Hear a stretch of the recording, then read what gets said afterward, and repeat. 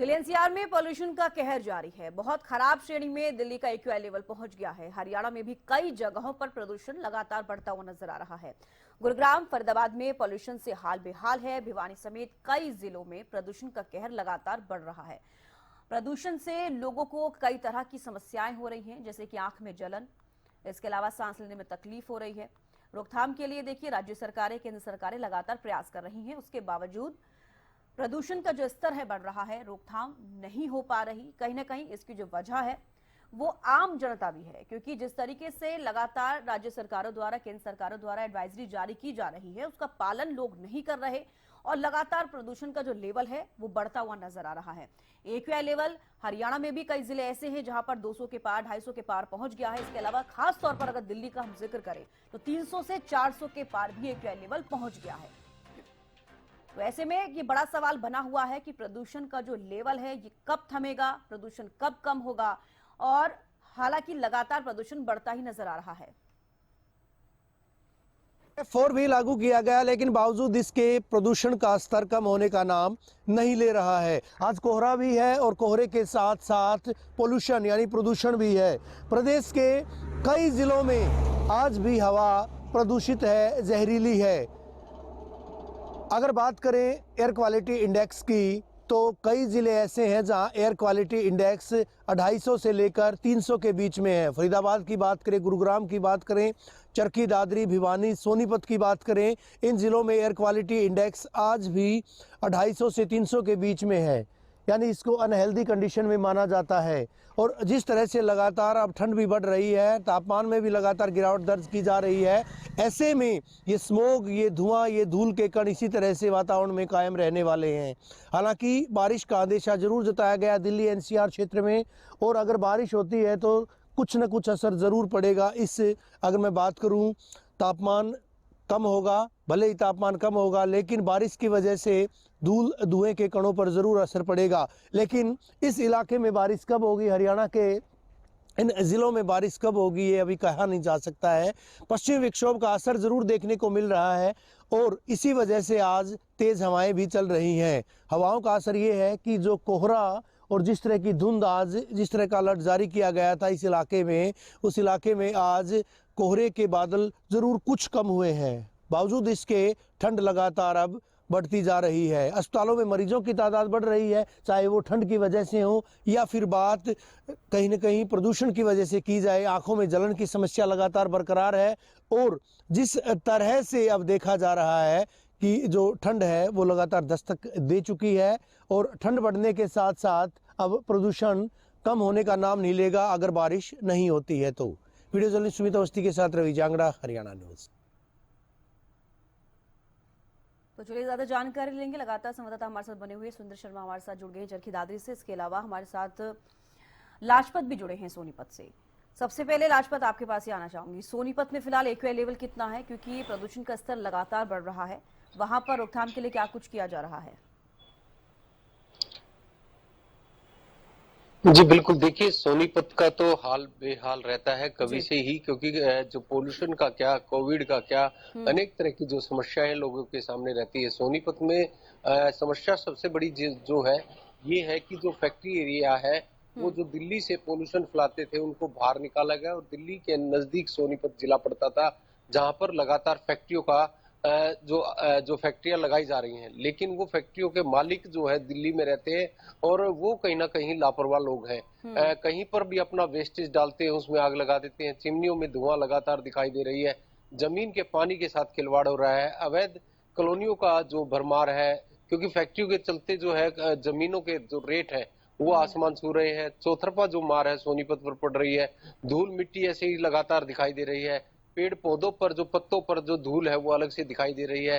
तो लगातार जो पेड़ों को भी पेड़ जो है वो नहीं लगाए जा रहे हैं। तो अनेक तरह की जो समस्याएं हैं सोनीपत में देखने को मिलती हैं। सोनीपत में सबसे बड़े जो हाईवे हैं उन पर भी कोई पेड़ पौधा नहीं दिखाई देगा। अवैध वाहन जो जिनका समय सीमा जा चुकी है वो लगातार रोडों पर दिखाई दे रही है।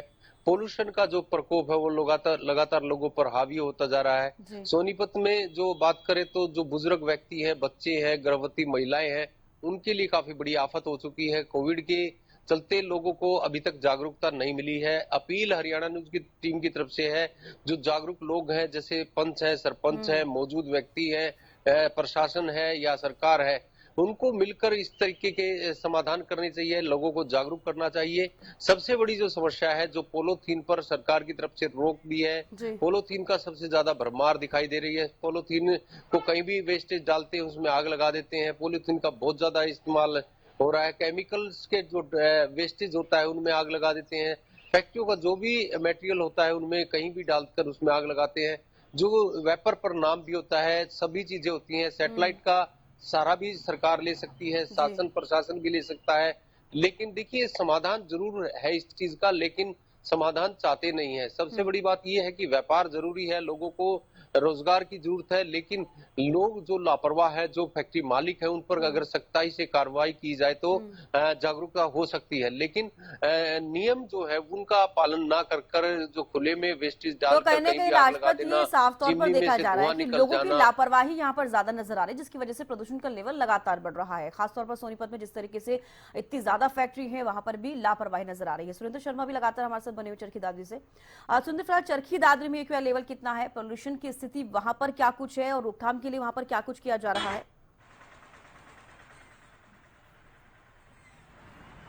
देखिए, अगर चरखी दादरी जिले की बात करें तो यहाँ एयर क्वालिटी इंडेक्स 400 के पार पहुँच गया है। और अगर प्रशासन के प्रबंधों की बात करें तो ग्रेड 4 लगा हुआ है। यहाँ हरियाणा का सबसे बड़ा माइनिंग जोन है, जहाँ 325 के करीब क्रेशर है, उन सब को बंद करवा दिया गया है और निर्माण कार्यों पर भी यहाँ प्रतिबंध लगाया हुआ है। लेकिन अगर बात करें नियमों की, तो नियमों की लगातार उल्लंघना यहाँ पे हो रही है। यहाँ सड़क बनाई जा रही है या फिर भवन निर्माण किया जा रहा है, लेकिन नियमों के अगर तल पर बात करें तो प्रशासन इस ओर कोई ध्यान नहीं दे रहा है। बच्चों की छुट्टियां जरूर कर दी गई हैं, लेकिन लोगों का कहना है कि बच्चों की छुट्टियां करने के बावजूद ग्रेड 4 लगा है, प्रदूषण कम नहीं होगा। अगर पूरा नियमों का पालन प्रशासन करवाता है तभी ये सब कुछ पालना हो पड़ेगा और लेकिन प्रदूषण में भी देखिए, कमी जनता की भी आएगी। जिम्मेदारी है। जो लोग रहते हैं शहरों में, राज्य में जो लोग रहते हैं, उनकी भी कहने की जिम्मेदारी है। एडवाइजरी जारी की जा रही है, चाहे वो केंद्र सरकार हो, राज्य सरकार हो, अपनी अपनी तरफ से पूरी कोशिश कर रहे हैं, लेकिन उसके बाद जनता भी नहीं सुन रही है। उल्लंघन लगातार किया जा रहा है, जिसकी वजह से प्रदूषण का लेवल बढ़ रहा है।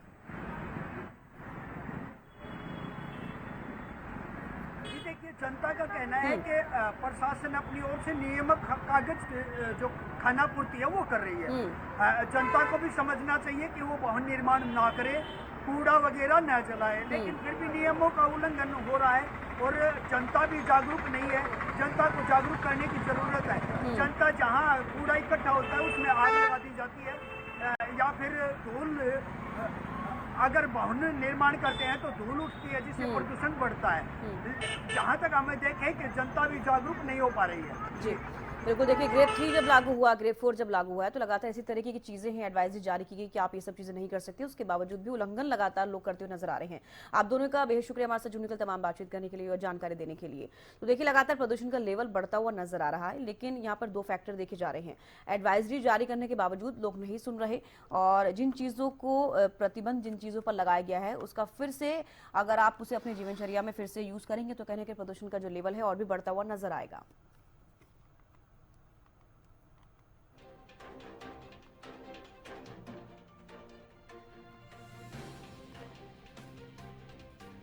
तो देखिए, दिल्ली एनसीआर में लगातार प्रदूषण का लेवल बढ़ रहा है। हरियाणा के कई जिले ऐसे हैं जहां पर 200 के पार, 250 के पार प्रदूषण का जो स्तर है वो पहुंचता हुआ एक्यूआई लेवल नजर आ रहा है।